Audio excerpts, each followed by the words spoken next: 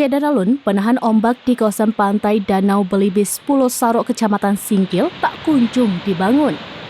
Kendati usulan terus disuarakan sejak permukaan tanah di Singkil mengalami penurunan sekitar 1 meter akibat gempa tsunami Aceh Nias pada 28 Maret 2005 lalu.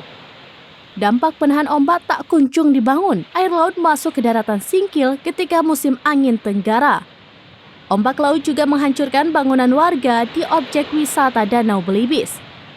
Ismail, pengelola objek wisata Danau Belibis pada Rabu 13 Maret 2024 mengatakan dampak hantaman ombak kali ini bertambah parah. Selain merusak bangunan di kawasan wisata Danau Belibis, air laut masuk ke jalan 2 jalur di kawasan Pulau Sarok. Peristiwa itu sebelumnya tidak pernah terjadi. Menurut Ismail, parahnya dampak abrasi air laut akibat tidak ada perhatian serius dalam penanganannya sejak gempa Aceh Nias 28 Maret 2005 lalu.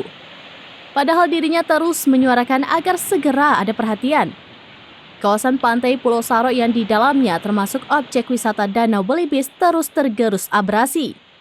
Abrasi mengganas ketika musim angin tenggara. Bukan hanya pasir pantai yang tergerus, tapi bangunan milik warga hancur. Dari Aceh Singkil, Dede Rosadi, serambinews.com.